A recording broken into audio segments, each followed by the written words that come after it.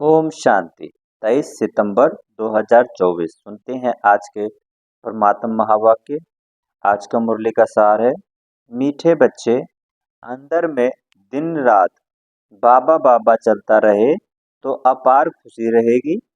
बुद्धि में रहेगा बाबा हमें कुबेर का खजाना देने आए हैं। सुनते हैं आज के मुरली का प्रश्न। बाबा ने कहा, बाबा किन बच्चों को ऑनेस्ट ईमानदार फूल कहते हैं, उनकी निशानी सुनाओ। तो प्रश्न का उत्तर है, बाबा ने कहा ऑनेस्ट फूल वह है जो कभी भी माया के वश नहीं होते, माया की खिटपिट में नहीं आते। ऐसे ऑनेस्ट फूल लास्ट में आते भी फास्ट जाने का पुरुषार्थ करते हैं।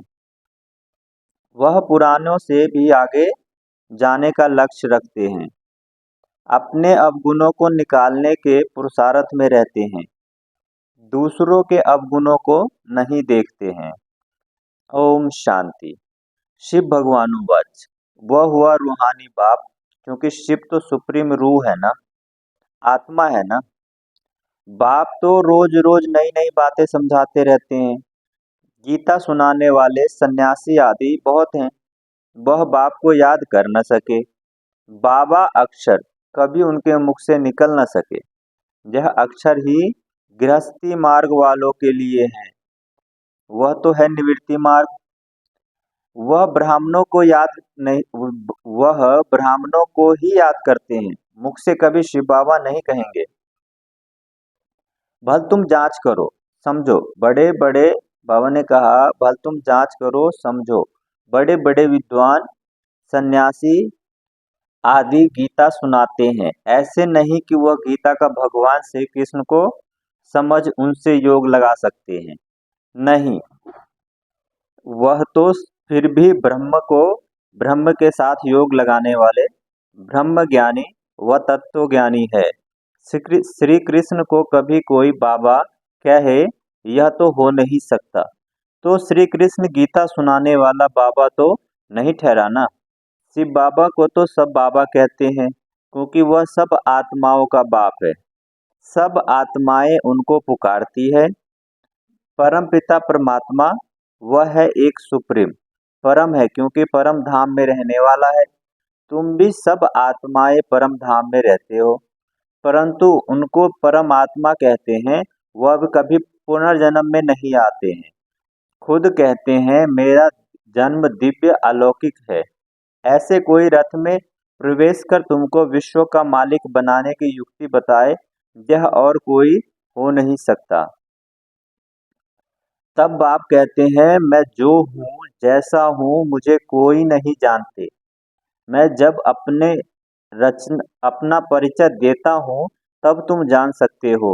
यह ब्रह्म को अथवा तत्व को मानने वाले श्री कृष्ण को फिर अपना बाप कैसे मानेंगे। आत्माएं तो सब बच्चे ठहरे ना, श्री कृष्ण को सब पिता कैसे कहेंगे। ऐसे थोड़ी कहेंगे कि श्री कृष्ण सबका बाप है, हम सब ब्रदर्स हैं। ऐसे नहीं, श्री कृष्ण सर्वव्यापी है। सब श्री कृष्ण थोड़ी हो सकते हैं। अगर सब श्री कृष्ण होते तो उनका बाप भी चाहिए। मनुष्य बहुत भूले हुए हैं, नहीं जानते हैं तब तो कहते हैं मुझे कांटों में कोई जानते। बाबा ने कहा नहीं जानते हैं तभी तो कहते हैं मुझे कोटों में कोई जानते हैं। श्री कृष्ण को तो कोई भी जान लेंगे, सब विलायत वाले भी उनको जानते हैं। लॉर्ड कृष्णा कहते हैं ना, चित्र भी है, असली चित्र तो है नहीं। भारतवासियों से सुनते हैं इनकी पूजा बहुत होती है, तो फिर गीता में लिख दिया है श्री कृष्ण भगवानुवाच। अब भगवान को भला लॉर्ड कहा जाता है क्या? लॉर्ड कृष्ण कहते हैं ना। बाबा ने कहा लॉर्ड कृष्णा को कहते हैं। लॉर्ड का टाइटल वास्तव में बड़े आदमी को मिलता है, वह तो सबको देते रहते हैं। इसको कहा जाता है अंधेरी नगरी चौपट राजा। कोई भी पतित मनुष्य को लॉर्ड कह देते हैं। कहाँ यह आज के पतित मनुष्य, कहाँ शिव बाबा श्री कृष्ण। बाप कहते हैं जो तुमको ज्ञान देता हूँ वह फिर गुम हो जाता है, मैं ही आकर नई दुनिया स्थापन करता हूँ। ज्ञान भी मैं अभी देता हूँ, मैं जब ज्ञान देता हूँ तभी तभी बच्चे सुने। बाबा ने कहा मैं जब ज्ञान देता हूँ तब ही बच्चे सुने, मेरे बगैर कोई सुना न सके, जानते ही नहीं। क्या सन्यासी शिव बाबा को याद कर सकते हैं? ये क्वेश्चन पूछा है बाबा ने। क्या सन्यासी शिव बाबा को याद कर सकते हैं? वह कह भी नहीं सकते कि निराकार गॉड को याद करो। वो कह भी नहीं सकते कि निराकार गॉड को याद करो। कब सुना है? नहीं सुना होगा। बहुत पढ़े लिखे मनुष्य भी समझते नहीं है। अब आप समझाते हैं श्री कृष्ण भगवान नहीं है, मनुष्य तो उनको ही भगवान कहते रहते हैं। कितना फर्क हो गया है। बाप तो बच्चों को बैठ पढ़ाते हैं, वह बाप टीचर गुरु भी है। शिव बाबा सबको बैठ समझाते हैं ना। समझने कारण त्रिमूर्ति में शिव रखते हैं, त्रिमूर्ति में शिव रखते ही नहीं, ब्रह्मा को रखते हैं, जिसको प्रजापिता ब्रह्मा कहते हैं। प्रजा को रचने वाला, परंतु उनको भगवान नहीं कहेंगे। भगवान प्रजा नहीं रचते, भगवान के तो सब आत्माएं बच्चे हैं। फिर कोई द्वारा प्रजा रचते हैं, तुमको किसी ने एडॉप्ट किया, ब्रह्मा द्वारा बाप ने एडॉप्ट किया। ब्राह्मण जब बनेंगे तभी तो देवता बनेंगे, यह बात तो तुमने कभी सुनी ही नहीं है। प्रजापिता का भी जरूर पाठ है, एक्ट चाहिए ना। इतनी प्रजा कहाँ से आएगी? कुख वंशावली भी तो है ना, हो न सके। बाबा ने कहा इतनी प्रजा कहाँ से आएगी? कुख वंशावली भी तो हो न सके। वह वह कुख वंशावली ब्राह्मण कहेंगे। हमारा सरनेम है ब्राह्मण, नाम तो सबका अलग अलग है। प्रजापिता ब्रह्मा तो कहते ही है तब जब शिव बाबा इनमें प्रवेश करे। यह नई बात है। बाप खुद कहते हैं मुझे कोई जानते ही नहीं, सृष्टि चक्र को भी नहीं जानते। तब तो ऋषि मुनि सब नेति नेति कह गए, न परमात्मा को न परमात्मा की रचना को जानते हैं। बाप कहते हैं जब मैं आकर अपना परिचय दूं तभी जाने। इन देवताओं को वहां यह पता थोड़े ही पता है हमने यह राज्य कैसे पाया। इनमें ज्ञान होता ही नहीं, पद पा लिया, फिर ज्ञान की क्या दरकार रही। ज्ञान चाहिए ही सदगति के लिए, यह तो सदगति को पाए हुए हैं। यह बड़ी समझने की गुह्य बातें हैं, समझदार ही समझे। ये गुह्य बातें को समझदार ही समझे। बाकी जो बूढ़ी बूढ़ी माताएं हैं उनमें इतनी बुद्धि तो है नहीं, वह भी ड्रामा प्लान अनुसार हर एक को अपना पाठ, हर एक का अपना पाठ है, ऐसे तो नहीं कहेंगे। हे ईश्वर बुद्धि दो, सबको एक जैसी बुद्धि हम दे तो सब नारायण बन जाएंगे। सब एक दो के ऊपर गद्दी पर बैठेंगे क्या? हाँ, एम ऑब्जेक्ट है यह बनने की, लक्ष्मी नारायण बनने की एम ऑब्जेक्ट है। सब पुरुषार्थ कर रहे हैं नर से नारायण बनने का, बनेंगे तो पुरुषार्थ अनुसार ना। अगर सब हाथ उठाएं हम नारायण बनेंगे तो बाप को अंदर में हंसी आएगी ना। सब एक जैसे बन कैसे सकते हैं?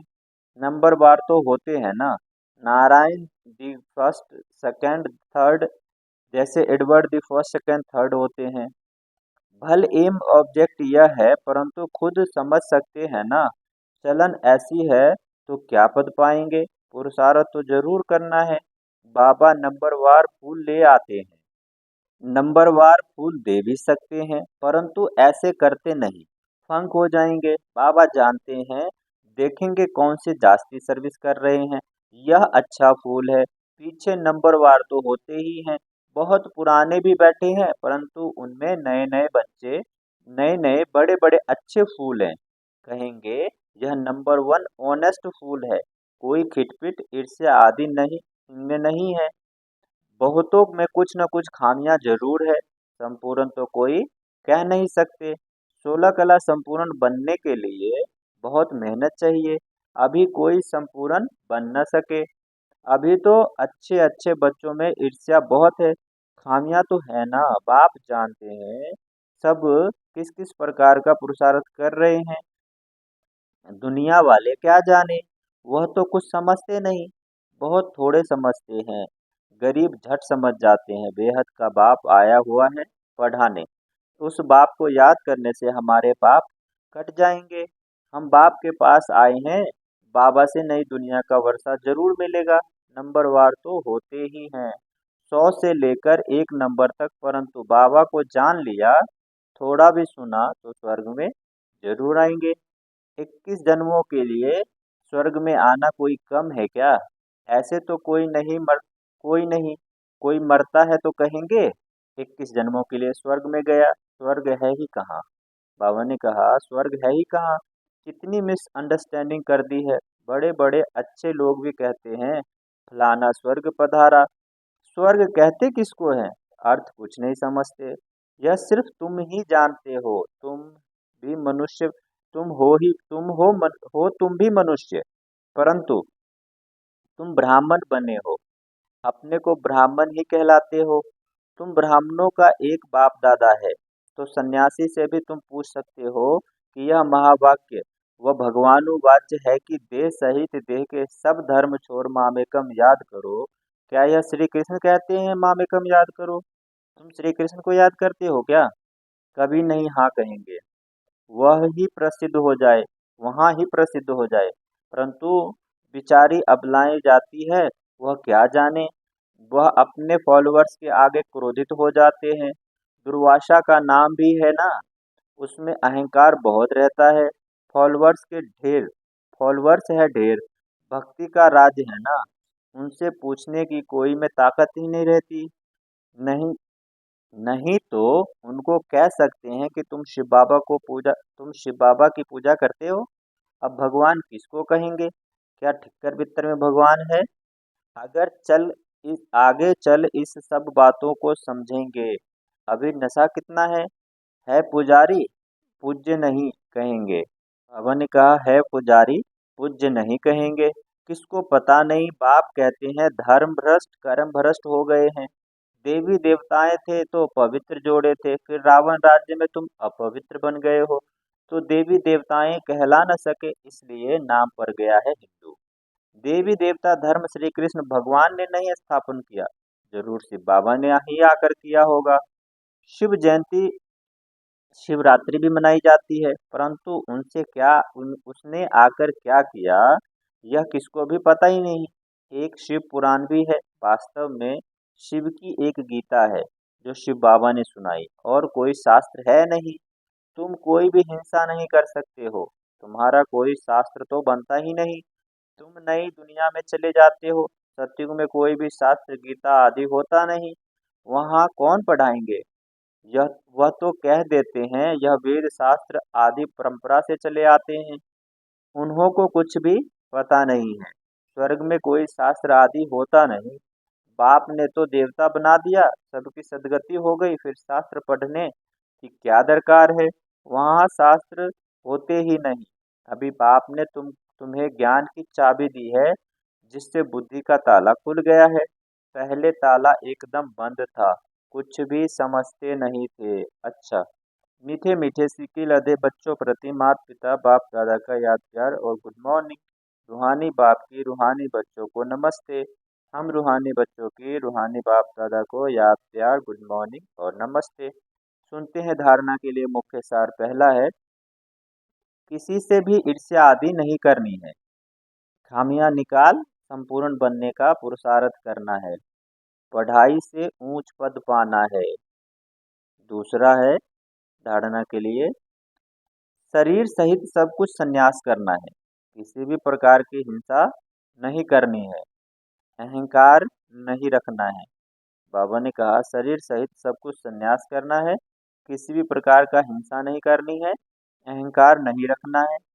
सुनते हैं आज के मुरली का वरदान। बाबा ने कहा अविनाशी और बेहद के अधिकार की खुशी व नशे द्वारा सदा निश्चिंत भव।